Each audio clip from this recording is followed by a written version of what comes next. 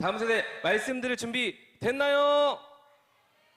다시 한번 됐나요? 됐나요? 됐나요? 좋습니다. 이제 작년 세대분들, 작년 세대분들 들어보도록 하겠습니다. 작년분들 말씀 들을 준비 되셨나요? 되셨나요? 좋습니다. 함께 말씀을 나눠보도록 하겠습니다. 오늘 우리가 함께 읽었던 말씀은 많이들 익숙하실 것 같습니다. 어떤 말씀이었을까요? 바로 오병이어 말씀이었습니다. 아주 잘 아는 말씀인데요. 우리 함께 이 말씀을 되돌아보면서 이 말씀 속에 담겨있는 그 하나님 나라의 비밀에 대해서 함께 알아가 보도록 하겠습니다. 먼저 우리 그림 하나 먼저 보여주시겠어요?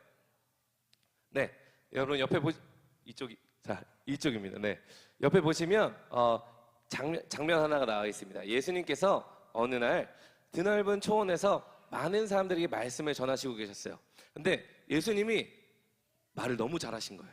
그래서 시간이 너무 많이 지나버렸어요. 사람들은 정신없이 시간이 막 지나다가 우리 인생에서 가장 정확한 시계가 있습니다. 무슨 시계였을까요? 맞습니다. 바로 배꼽 시계가 알람을 울렸던 거죠.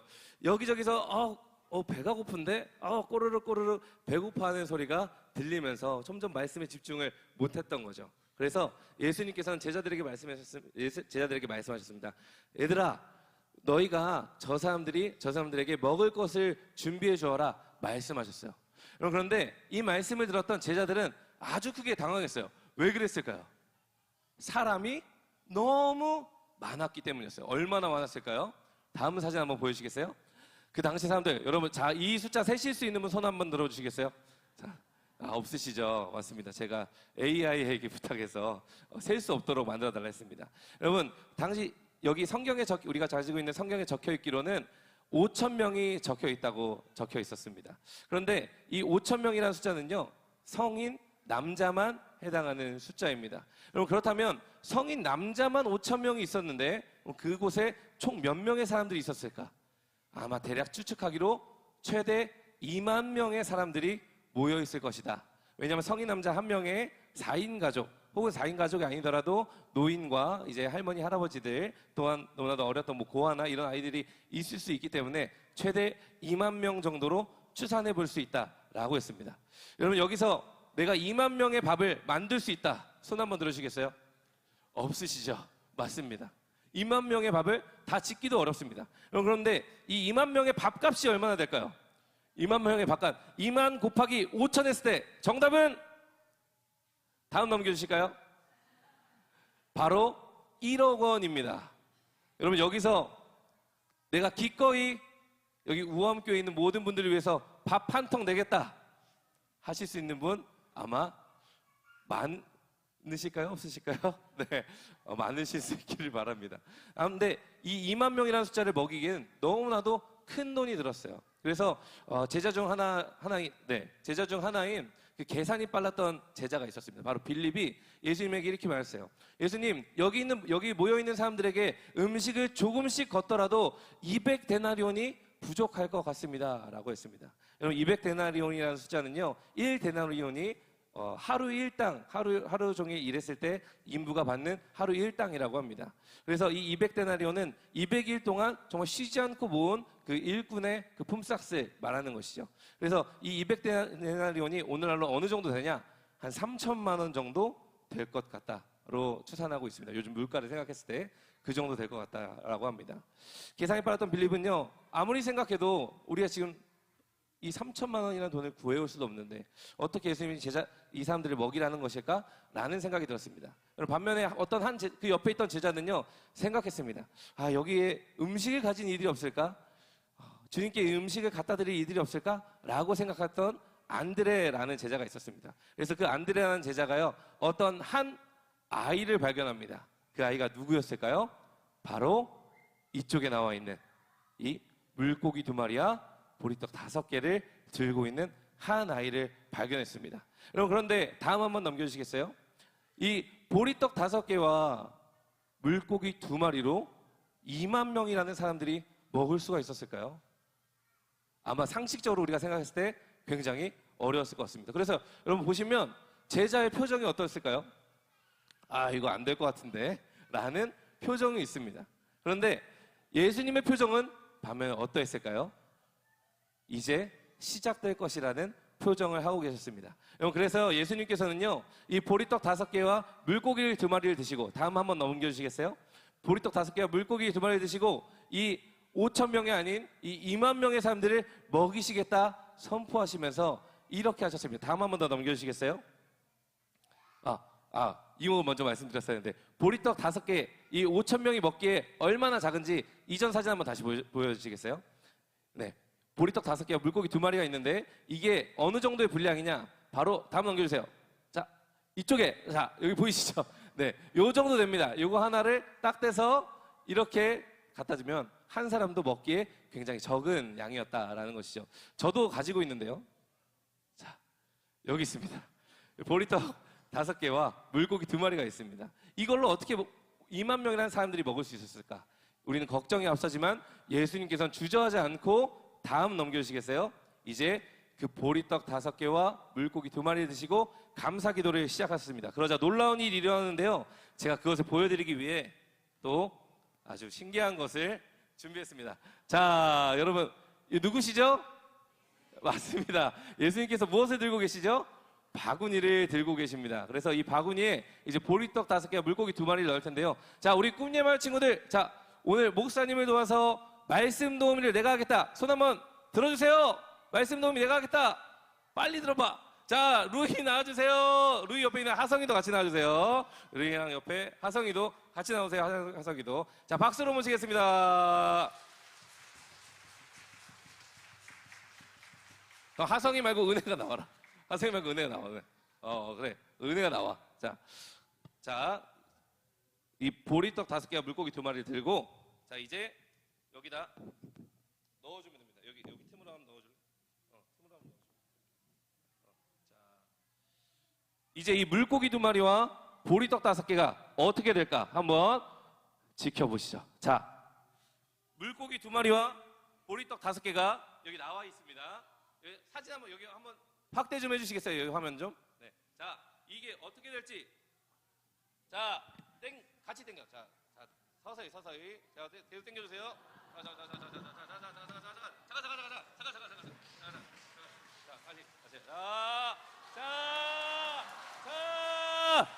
계속 나옵니다. 몇 명이나 먹을 수 있을까? 2만 명이 다 먹을 수 있을 정도로 많은 양의 것들이 나왔습니다. 여기 한번 보여주시겠어요?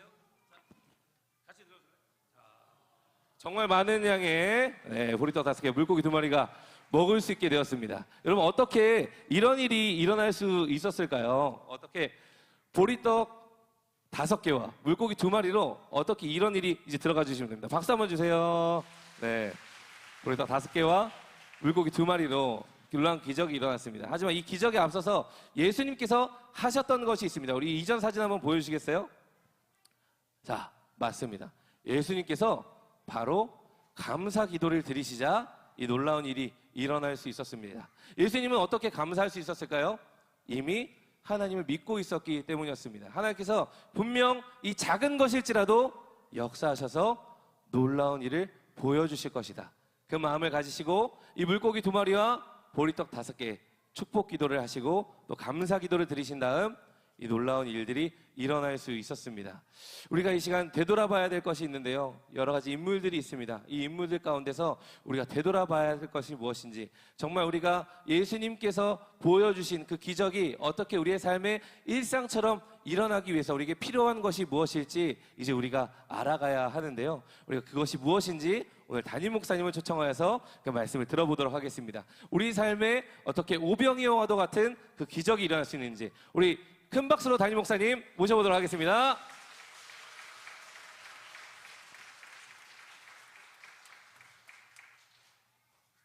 네, 주일날 박수 받기는 처음인 것 같아요. 네, 우리 서무경 목사님 굉장히 매주마다 고생이 참 많은 것 같습니다. 여러분, 오늘 본문 우리 오병이어 말씀은 너무나 잘 아는 말씀이죠. 그래서 설교자들 속에서는 가능한 한 오병이어 말씀으로 설교하지 마라 라는 이런 전설이 있습니다. 왜냐하면 이미 성도들이 워낙 설교를 많이 들었던 설교라서 너무 식상할 수 있다라는 뜻이에요. 그렇지만 이 오병이어 말씀은 참 중요합니다. 왜 그럴까요? 마태, 마가, 누가, 요한복음, 사복음서에 다 나오는 말씀이에요. 그죠? 그만큼 이 복음서를 기록했던 저자들은 이 말씀이 너무 중요한 사건이었던 것이죠. 그래서 오늘 본문 속에서 등장하는 세 명의 인물을 통해서 우리의 믿음이 어때야 되는지를 좀 더 깊이 좀 나누면 좋겠다라는 생각이 듭니다. 첫 번째 볼 사람이 누군가 하면요, 바로 빌립이라는 사람입니다. 예수님께서 빌립을 부르셨어요. 그래서 오늘 본문 5절에서 7절에 보면 내가 이 사람들에게 먹을 것을 주라고 그렇게 말씀하십니다. 왜 빌립을 불렀을까요? 예수님의 제자들이 몇 명일까요? 12명이잖아요. 그죠? 그 12명 중에 베드로를 부르실 수도 있고 요한을 부르실 수도 있고 마태를 부르실 수도 있는데 왜 하필이면 빌립을 불렀을까요? 여러분, 빌립은요, 예수님의 제자들 중에서 가장 이성적으로 계산을 잘하는 그런 상식이 있는 사람이었습니다. 굉장히 스마트했고요, 똑똑했던 사람이에요. 성경에 보면 빌립에 대한 이야기가 잘 나오지 않습니다. 그런데 요한복음에 보면 유독 빌립에 대한 이야기가 잘 기록되어져 있어요. 요한복음 1장에 보면 어떤 사건이 기록되어져 있는가 하면 제자들이 처음 예수님을 만났을 때 이야기가 기록되어져 있습니다. 베드로의 형제였던 안드레는 예수님을 만나고 그 예수님이 메시아라는 사실을 발견하고 너무 감격스러워합니다. 그래서 내가 메시아를 보았다, 여기저기 뛰어다니면서 자기의 형제였던 베드로에게도 내가 메시아를 보았다, 그렇게 감격스럽게 메시아에 대해서 이야기를 합니다. 다른 말이 필요 없었어요. 내가 메시아를 보았다, 이것이면 됐어요. 그런데 빌립도 메시아를 만나고 난 이후에 나다나엘에게 가서 내가 메시아를 보았다라고 이야기하는데 그냥 메시아를 보았다라고 이야기하지 않아요. 성경을 보면요, 요한복음 1장 45절에 보면 이렇게 말합니다. 빌립이 나다나엘을 찾아 이르되 모세가 율법에 기록하였고 여러 선지자가 기록한 그 일을 우리가 만났으니 요셉의 아들 나사렛 예수니라. 예수님에 대해서 여러 가지를 표현합니다. 모세가 기록했던 율법에 나오는 메시아, 그리고 선지자들이 이야기했던, 아마 이 빌립은요, 선지자들의 이야기, 선지자들의 말씀을 쭉 찾아봤던 것 같아요. 그래서 이사야가 얘기했던, 예레미야가 얘기했던, 다니엘이 얘기했던 그 메시아가 예수님이다 라는 것을 알았던 거예요. 그리고 나서 요셉의 아들 호적까지 조사했어요. 예수님이 누구의 아들인지, 그리고 예수님이 어디서 오셨는지, 어디에 사셨는지, 나사렛에서 오신 예수라는 표현까지 씁니다. 그러니까 이 빌립이라는 사람은요, 예수님에 대해서 요즘 말로 하면 팩트 체크한 거예요. 이분이 진짜 메시아인지 하나하나 사실을 비교하면서 진짜 메시아라는 사실을 발견한 것이죠. 그리고 그 예수님에 대해서 자세하게 설명을 해준 사람. 이렇게 제자들 중에서요, 가장 똑똑하고, 제자들 중에서 가장 계산력이 빠르고 스마트했던, 논리적이었던 그런 사람이었습니다. 예수님이 의도적으로 이 빌립을 부르신 거예요. 이 빌립을 불러서 이 사람들에게 먹을 것을 줘라, 그렇게 말씀하시죠. 빌립의 대답이 어땠을까요? 7절을 볼까요? 이렇게 말합니다. 빌립이 대답하되 각 사람으로 조금씩 받게 할지라도 200데나리온의 떡이 부족하리이다. 여러분, 뭐라고 그러죠? 빌립이요, 예수님께 이 물음을 받았을 때 한 번에 딱 스퀘어를 합니다. 몇 명 정도가 되는지 딱 보니까 남자만 한 5,000명 정도 되겠는 거예요. 이 사람들에게 먹을 것을 나누어 주더라도 200데나리온 정도가 필요할 거다. 빠르게 계산을 한 거죠. 그죠? 200데나리온, 아꼬리 목사님 말씀했는데 약 3천만 원 정도의 금액, 지금으로 따진다 그러면 하루 일당이 15만 원이라고 한다 그러면 3천만 원 정도 되는 금액입니다. 그 금액도 다 먹일 수는 없습니다. 조금씩 먹을 수 있도록 그렇게 배분할 수 있다. 그렇지만 그 돈도 부족하다는 거예요. 여러분, 이 빌립은요, 스마트했던 사람이에요. 굉장히 똑똑했던 사람입니다. 그런데 오늘 주님께서 이 빌립에게 놀라운 것을 가르쳐주고 싶으셨어요. 그 말씀이 무엇인가 하면요, 오늘 보면 6절을 보면 빌립의 믿음에 대한 반전의 이야기가 나옵니다. 뭐라고 말씀하시는가 하면 예수님께서 이렇게 말씀하십니다. 이렇게 말씀하심은 친히 어떻게 하실지를 아시고 빌립을 시험하고자 하심이라. 무슨 말일까요? 빌립의 믿음이 어떤지를 시험하기를 원하셨다. 여기서 시험이라는 말은요, 유혹, 사단의 유혹을 말하는 것이 아닙니다. 이것에 걸려 넘어지고 빌립이 망해봐라 그렇게 하기 위해서 주님이 시험하신 것이 아니라 빌립의 믿음을 테스트하기 위해서입니다. 이 시험이라는 단어가 페이라조라는 단어인데, 주님이 이것을 테스트하셔서 정말 그가 바른 믿음이 무엇인지를 알기를 원하셨던 주님의 마음이 담겨져 있었어요. 빌립은 계산이 빨랐습니다. 빠른 계산으로 일들을 빠르게 처리할 수 있는, 지금으로 말하면 엘리트 같은 사람이었습니다. 그러나 주님이 진짜 가르쳐주고 싶었던 것은 빌립뿐만 아니라 제자들에게, 오늘 이 시대를 살아가는 우리에게 진짜 가르쳐주고 싶었던 것은 무엇인가 하면, 주님을 따르는 제자는 계산으로만 살아가는 사람들이 아니라 믿음으로 살아가는 사람이라는 것을 가르쳐주기를 원했던 거예요. 여러분, 빌립은 상식적인 사람이었습니다. 계산이 빨랐던 사람입니다. 그러나 우리가 예수를 믿는다라는 것은 상식을 알고 상식을 지키는 것이 참 중요하지만, 상식을 넘어서서 믿음의 지배를 받는다라는 결단이 그 속에 담겨져 있습니다. 우리의 생각과 우리의 계산만 따르는 것이 아니라 우리의 계산 속에 전능하신 하나님이 함께 하시기에 그 하나님을 신뢰하고 믿음으로 순종하는 것, 이것이 믿음이라는 것을 가르쳐 주기를 원하셨던 거예요. 여러분, 왜 빌립과 같은 그런 스마트한 사람, 이성적인 사람들이 예수 믿기가 힘들까요? 그 이유 중에 한 가지가 무엇인가 하면요, 상식과 계산은요 늘 결핍을 바라보게 합니다. 안 되는 것을 바라보게 하는 거예요. 빌립도 뭐라 그랬죠? 200데나리온이 있어도 이것도 부족하다는 거예요. 안 된다라는 거예요. 여러분, 이 고백은 우리의 고백 아닌가요? 생각해보고 계산해보고 늘 하는 말이 안 된다는 거예요. 부족하다는 거예요. 내 통장의 잔고도 부족하고 내 안에 실력도 부족하고 안 된다는 거예요. 우리 안에는요 다 빌립이 있습니다. 안 된다는 거예요. 상식적으로 계산해보면 안 된다라는 거예요. 여러분, 그런 사람들의 특징은 무엇일까요? 평생을 가도 오병이어의 기적을 한 번도 경험해보지 못합니다. 인생 속에 하나님이 일하시는 역사를 경험하지를 못해요. 안 된다는 거예요. 그런데요, 교회도 마찬가지입니다. 교회에 이런 상식적인 사람들이 가득하면요, 교회가요 상식적이고 좋아 보입니다. 모든 것이 깔끔하고 일처리도 바르게 잘 되는 것 같이 느껴집니다. 그러나 중요한 것이 있습니다. 삶이 변하는 역사는 일어나지 않습니다. 하나님이 일하시는 오병이어의 기적의 역사는 교회 속에서 일어나지 않습니다. 그래서 믿음으로 산다는 것이 무엇일까요? 누가 그런 표현을 하더라고요. 아무것도 해보지 않고 실패했다고 하기보다는 위대한 일을 하고 그 결과를 하나님께 맡기는 것, 이것이 믿음입니다. 아무것도 해보지 않고 나는 안 돼, 나는 할 수 없어, 이렇게 말하는 것이 믿음이 아니라, 믿음의 사람은 위대한 일을 선택하고 그 일들을 하나님께 맡기며 그 일들을 이루고 그 결과를 하나님께 맡기는 것, 이것이 믿음이에요. 두 번째 우리가 볼 사람이 있는데, 이 사람은 누군가 하면 안드레입니다. 여러분 생각해 보세요. 빌립은 지금 어떻게 보고하고 있죠? 주님 안 돼요. 이 많은 사람들을 어떻게 먹이시려고 하셔요? 안 돼요. 200데나리온이 있어도 안 됩니다. 불가능합니다. 이렇게 말하는 이성적인 보고하고 상식적인 보고를 하고 있는 빌립 앞에서 새로운 사람이 등장합니다. 그 사람이 안드레예요. 안드레는요 수많은 사람들이 앉아 있습니다. 수많은 사람들이 앉아 있는 그곳을 헤집고 다니면서 찾아온 곳이 있어요. 무엇일까요? 물고기 2마리와 보리떡 5개.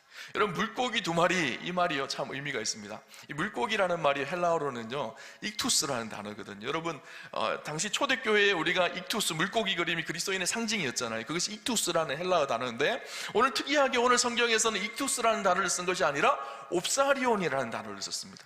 이 옵사리온이라는 단어는요 멸치같이, 피라미같이 작은 물고기, 어부들이 물고기를 잡아서 큰 물고기는 내다 팔지만 작은 것은 팔 수가 없는 거예요. 그래서 이것을 버려지면 사람들이 주워서 그거 가지고 소금에 절여서 먹는, 가난한 사람들이 먹는 물고기가 옵사리온이거든요. 이 어린아이가 가지고 온 물고기가 옵사리온입니다. 보리떡이잖아요. 당시 부유한 사람들은 밀로 부드럽고 맛있는 빵을 만들었습니다. 그러나 돈이 없는 사람은 밀을 살 수가 없었기 때문에 보리로 만든 거친 떡을 먹었어요. 그것을 먹으면 얼마나 목마른가요? 그러니까 그 소금에 절여진 물고기와 함께 먹는 작은 도시락, 가장 값싼 도시락이 물고기 2마리와 보리떡 5개, 오병이어입니다. 그 보잘것없는 음식을 가지고 안드레가 예수님 앞에 나온 거예요. 여러분, 안드레 한번 생각을 해보셨으면 좋겠어요. 말씀을, 설교를 준비하면서 상상을 해봤어요. 이쪽에서는요, 빌립이 예수님 안 돼요. 예수님 안 돼요. 200데나리온이 있어야 되는데 그것도 조금씩 사람들이 먹을 수 있는 양이에요. 그런데 안드레는 그 순간 어떻게 했을까요? 수많은 사람들이 모여있는 곳을 헤집고 다니면서 누가 음식 가진 사람 없습니까? 누가 음식 가진 사람 있으면 좀 주십시오. 그렇게 헤집고 다니면서 어린아이를 통해서 작은 음식을 하나를 얻어낸 거예요. 그리고 안드레는 그것을 예수님 앞에 드리죠. 최종 결정자이신 전능하신 주님의 손에 맡겨드린 거예요. 물론 안드레의 믿음도 완전하지는 않습니다. 성경에 보면 9절 하반절에 그러나 이것이 이 많은 사람들에게 얼마나 되겠습니까? 이 많은 사람들에게 이거 별거 아니, 이거 안 될 것 같은데요. 안드레 안에도 의심이 있었어요. 그럼에도 불구하고 안드레의 믿음이 그럼에도 불구하고 탁월했던 것은 그 작은 것이지만 그것을 주님의 손에 맡겨드렸다라는 거예요. 최종 결정자이시고 완전하시고 능력이신 그 주님의 손에 맡겨드린 것, 여기에서 기적의 시작이 일어나기 시작했죠. 마지막으로 볼 사람이 있습니다. 마지막으로 볼 사람은 누군가 하면 바로 어린아이입니다. 어린아이는요, 당시에 굉장히 가난했습니다. 그래서 먹을 것이 없었어요. 그래서 어머니가 챙겨주는 작은 도시락, 물고기 2마리와 보리떡 5개, 이것이 하루 먹을 그의 양식이었었어요. 별 볼 일 없는 음식이지만 이 아이에게는 이 음식은 그의 인생의 전부였던 거예요. 그것이 없으면 하루 종일 굶고 아무것도 먹을 수 없는 그런 양식이었습니다. 그런데 선뜻 안드레가 이것을 예수님께 드리자고 했을 때 선뜻 자기의 전부를 내어드린 아이가 바로 이 어린아이입니다. 여러분, 우리의 삶 속에 왜 기적이 일어나지 않을까요? 우리의 삶 속에 오병이어 같은 일들이 왜 일어나지 않을까요? 바로 어린아이가 전부를 주님께 드렸던 것처럼 우리의 삶을 전부를 하나님께 드리는 것을 우리는 너무너무 주저하기 때문이에요. 우리가 하나님 앞에 드리는 것을 보십시오. 우리의 좋은 시간들, 이 시간들은 나와 나의 가족을 위해서, 나의 평안함을 위해서, 나의 안위를 위해서 사용하고 남은 시간을 주님 앞에 드리려고 합니다. 내가 가지고 있는 물질, 이것도 하고 저것도 하고 내가 원하는 거 다 쓰고 나서 주식 투자도 하고 사고 싶은 것도 사고 다 쓰고 나서 조금 남으면 조금 남은 것 이거 주님께 드리려고 합니다. 주님은요, 우리가 쓰다 남은 것 받으시는 분이 아니세요. 그분은 하나님이시고 전능하신 분이십니다. 우리의 모든 것을 받기를 원하시는 분이세요. 우리 인생 전부를 하나님 앞에 내어드릴 때 주님은 부스러기 찌끄러기 처리하시는 분이 아니라 우리 인생을 주님께 내어드릴 때 그분은 우리 인생 속에서 여전히 오늘 이 시대에도 오병이어의 기적을 일으켜 가시는 분이 하나님이세요. 아프리카의 선교의 아버지라고 불리는 리빙스턴이 있습니다. 리빙스턴을 통해서 아프리카가 놀랍게 변화되어지죠. 선교의 위대한 거인이었던 리빙스턴이 그의 인생이 하나님 앞에 쓰임받을 수 있었던 중요한 사건이 어렸을 때 있었습니다. 영국에서 한 시골 교회에서 다니고 있었던 이 리빙스턴이라는 어린 아이의 그 교회에 어느 날 오지에서 선교하시는 선교사님이 오셨어요. 그리고 선교 보고를 했습니다. 그리고 마지막에 이 강대상 앞에다가 큰 헌금함을 갖다 놓고 성도들에게 독려를 했어요. 여러분, 선교지를 위해서 여러분이 가지고 있는 물질을 하나님께 드려주십시오. 이 물질을 선교지를 위해서 아름답게 쓰겠습니다. 그런데 사람들이요, 눈치만 보고 아무도 헌금을 하지 않는 거예요. 그런데 저 뒤에 한 꼬맹이가 걸어서 앞으로 나와요. 리빙스턴이 걸어 나와서 그 헌금함에 자기가 쑥 들어간 거예요. 헌금을 드려야 될 그 헌금함에 자기가 쑥 들어간 거예요. 사람들이 막 이상하게 생각을 했습니다. 그러자 리빙스턴이 울면서 이렇게 얘기합니다. 하나님, 저는 너무 가난해서 주님께 드릴 돈이 없습니다. 그래서 가진 것이 아무것도 없지만 제 몸뚱아리 전체를 하나님께 드립니다. 하나님, 나를 사용하여 주셔서 하나님 나라와 선교를 위해 쓰여지게 하여 주옵소서. 그것이 리빙스턴의 기도였었어요. 하나님께서 그를 들어서 아프리카를 변화시키는 위대한 선지자로, 위대한 선교사로 그렇게 사용하셨던 것이죠. 여러분, 오늘 우리의 삶 속에서도 하나님은 여전히 신실하게 오병이어의 놀라운 역사를 일으켜 가기를 원하십니다. 어린아이처럼 우리의 것을 순전하게 드릴 수 있는 믿음의 사람들을 통해서 주님이 이 어린아이가 드린 오병이어의 기적의 이 오병이어의 보잘것없는 음식이지만 이것을 들고 어떻게 하셨죠? 성경에 보니까 축사하셨다라고 이야기합니다. 축사가 무슨 말일까요? 축복하고 감사하셨다라는 거예요. 아직 기적은 일어나지 않았지만, 아직 일들은 시작되지도 않았지만 그럼에도 불구하고 주님은 일어날 일들을 바라보면서 감사하기 시작했던 거예요. 그러자 놀라운 일이 일어나죠. 이 떡을 떼서 나누어 주는데 한 개를 나누어주면 한 개가 생겨요. 두 개를 나누어주면 두 개가 생겨야 되어집니다. 그래서 모든 사람들이, 그곳에 있었던 모든 사람들이 다 풍성하게 먹습니다. 성경에 보니까 그들이 원하는 만큼 배불리 먹은 후에 이렇게 기록되어져 있어요. 모든 사람들이 돈을 모아서 200개나리온 가지고 떡을 샀으면 조금씩밖에 먹지 못했어요. 그러나 주님의 손을 거쳐서 이 음식이 기적의 음식이 되어지니까 그 자리에 있는 모든 사람들이 풍성하게 먹습니다. 그리고 나서 예수님 어떻게 하시죠? 먹고 남은 것을 다 모아오라는 거예요. 아니, 좀 집에 싸들고 가게 내버려 두시면 좋을 텐데 왜 모으라고 그러셨을까요? 왜 깨끗이 다 모으라고 하셨을까요? 지저분해서 그랬을까요? 청소하라고 그랬을까요? 환경오염 때문에 그러셨을까요? 아니에요. 예수님께서 베푸신 이 은혜의 기적이 얼마나 많은 사람들을 풍성하게 하셨는지를 드러내기 위해서요. 12바구니가 가득 차고 남을 정도로 하나님께서 풍성한 역사를 이루셨다라는 거예요. 인간의 힘으로 겨우겨우 하는 것이 아니라 하나님이 그 속에서 역사하니까 위대한 역사가 그 속에서 일어나서 모든 사람들이 풍성케 되는 그 일들을 보게 하신 것이죠. 예수님이 이 땅에 오신 이유가 뭘까요? 내가 양으로 생명을 얻게 하고 풍성하게 하기 위해서라는 거예요.